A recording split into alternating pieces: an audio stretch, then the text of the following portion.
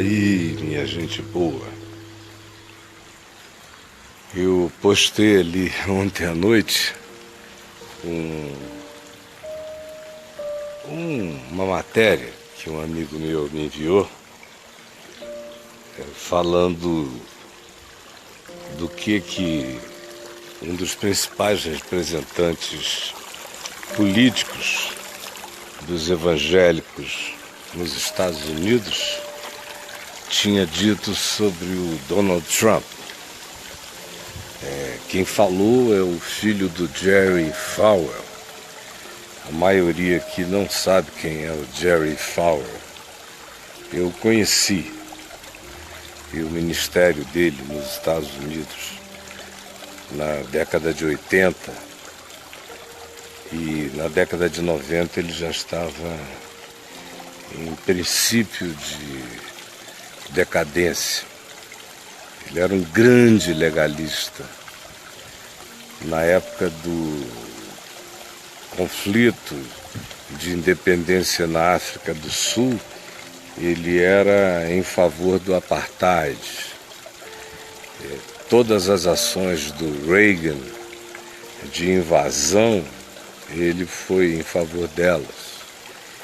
Ele foi um dos que brigaram pelo espólio do Jimmy Swaggart, quando Jimmy Swaggart caiu em desgraça. Ele é o protagonista no filme O Povo versus Larry Flynt, sobre pornografia nos Estados Unidos. E o Jerry Falwell é a figura protagonista coadjuvante ali, perseguindo o Larry Flynt, por causa da revista Rustler.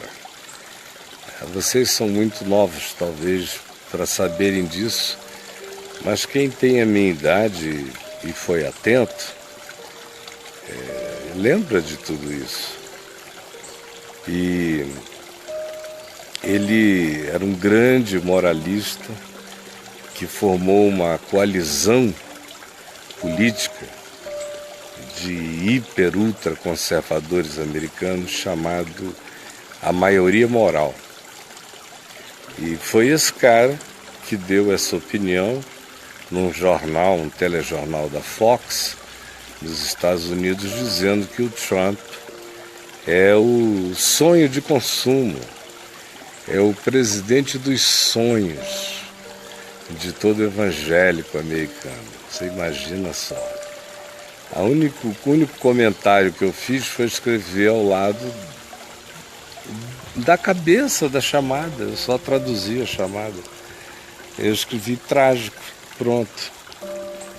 Aí hoje de manhã eu fui ver e tive que excluir umas 8, 10 pessoas, porque são muito grosseiras, são muito mal educadas, fazem mal à página, picham, são ignorantes, não sabem do que se está falando. Eu acho que nem em inglês elas leem, o texto é em inglês para piorar.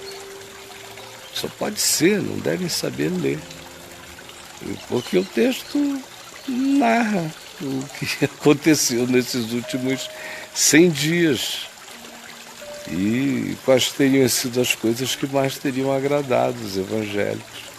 Infelizmente são todas coisas muito bizarras comparados com o mal causado. Aí eles ficam também querendo te acusar. Se você diz que o Trump é um horror, eles já ficam achando que você é apaixonado pela Hillary. É muita besteira. Não tem nem a coragem histórica de olhar para trás. Está tudo aqui fácil de pesquisar na internet. O que eu disse sobre a Hillary é muito ruim, rapaz. É impressionantemente ridículo. É trágico. É trágico mesmo. Eu estou falando agora das pessoas. Aí ninguém puxou o assunto de Bolsonaro. Ninguém. Mas eles já chegam à associação que eles fazem entre Trump e Bolsonaro é tão visceral que mesmo você não tocando no assunto, eles já começam a dizer assim, por isso eu vou votar em Bolsonaro. E aí começam a te agredir. Você não falou no assunto. Eu só publiquei um post. É impressionante o que fizeram com a alma de vocês. E eu vi um rapazinho lá dizendo assim, eu vou sair de fininho desse papo aqui, porque eu nem evangélico sou, deixa eu escapar dessa. Falei, meu filho, eu também não, deixa eu sair disso aqui. Me incluam fora da ignorância de vocês, do obscurantismo, desse espírito de pichador. Me incluam fora da bipolaridade de vocês, da idolatria e das muitas idolatrias de vocês. Quem é assim é idólatra. E para essa pessoa, Jesus nunca passou de um ídolo apenas. Só um ídolo. Um ídolo. É chocante como elas dizem assim, quando você fala de Jesus é uma maravilha, mas quando você dá uma opinião política é um desastre. E elas nem prestam atenção que a minha opinião, por exemplo, política, é pegar princípios de Jesus e dizer o que se está fazendo aqui nega esse princípio de Jesus. Portanto, eu não estou falando de política, eu estou falando do Evangelho.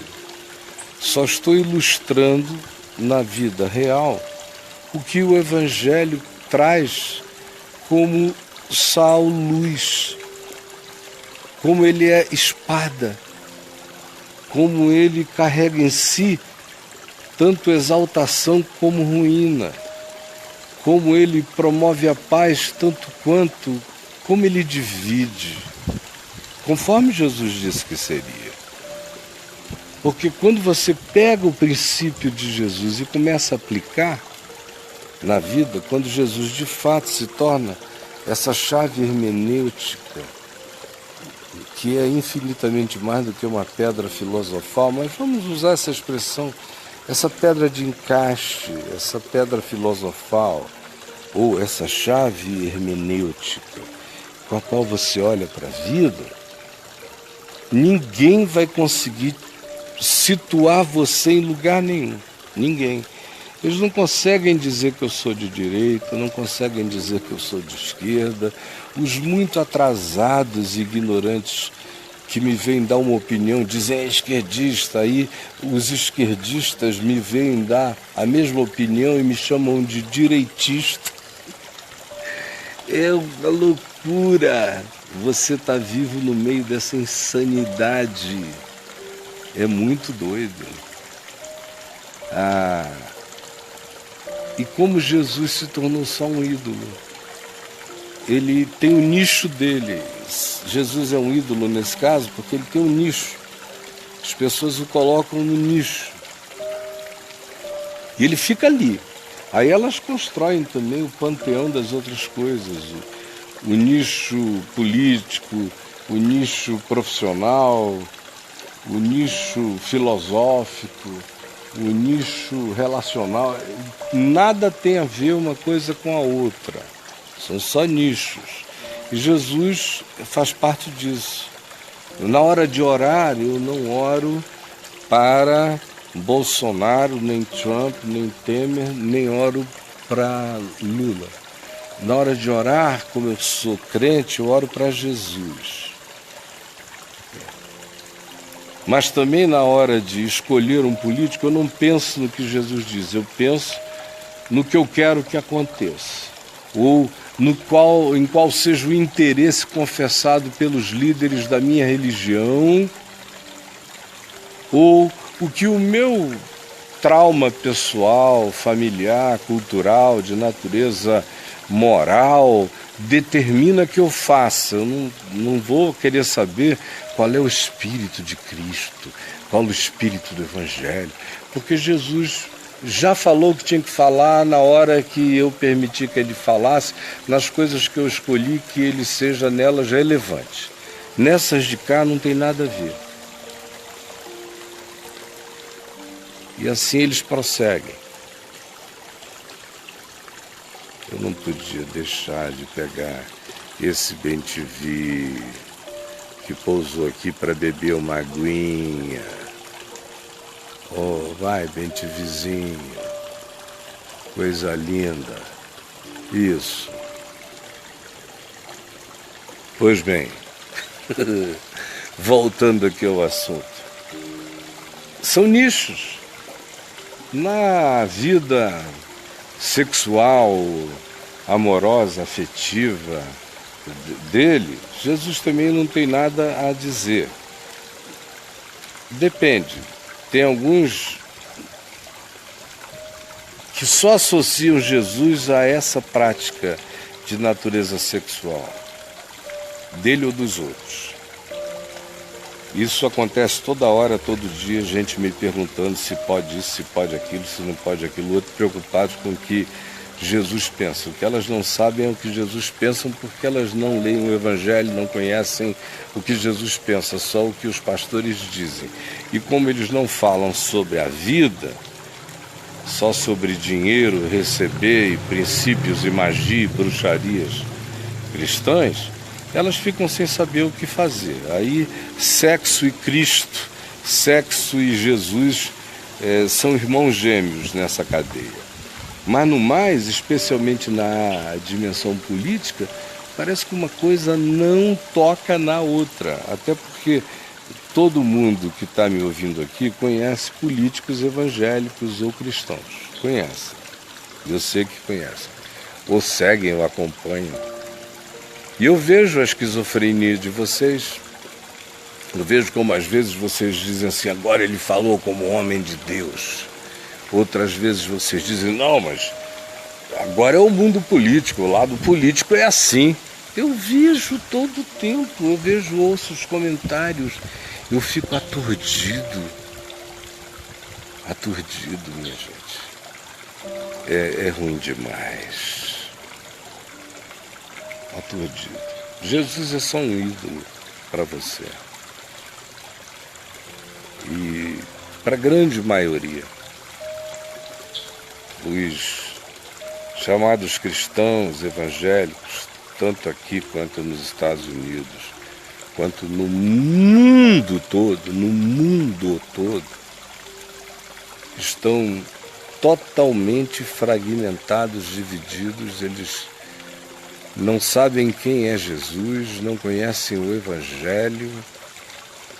Eles têm Jesus manifesto nos tarados que se tornam os líderes e os pastores deles. Esses são os Jesuses das vidas deles.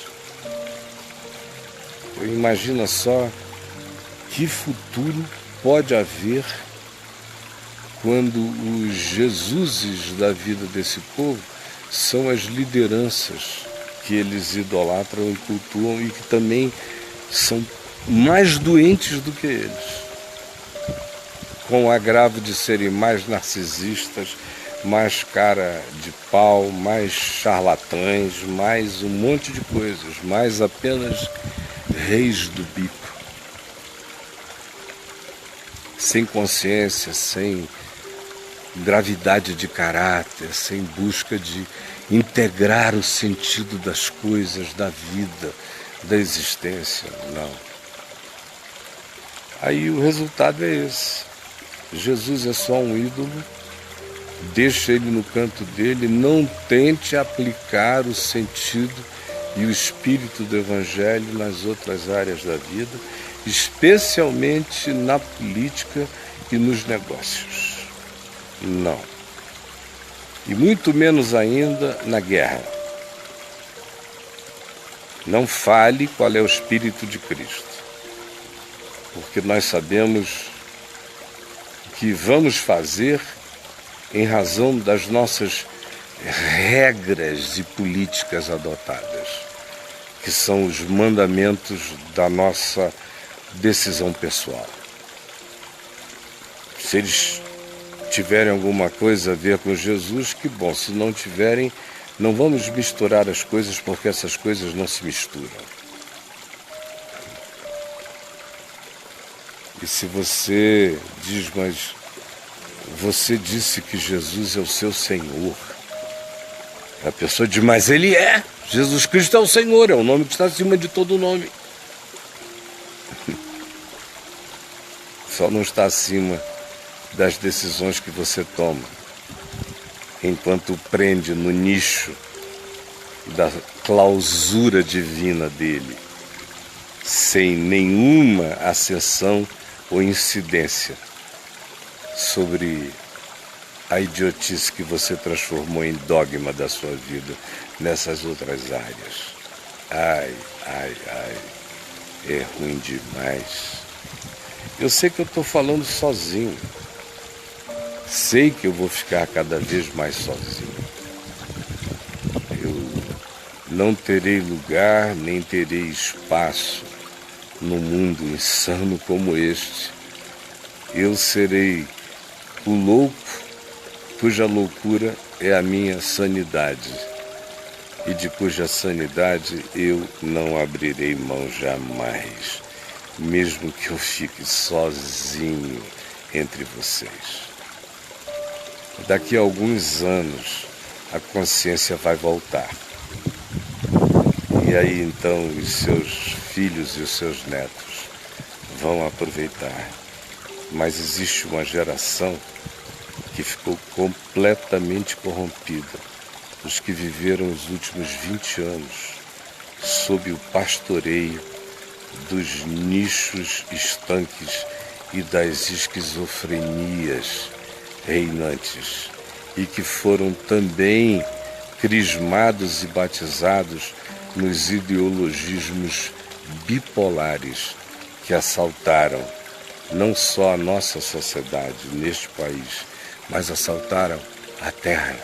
O planeta todo está sofrendo relativamente dos mesmos males, das mesmas taras, das mesmas doenças, das mesmas esquizofrenias.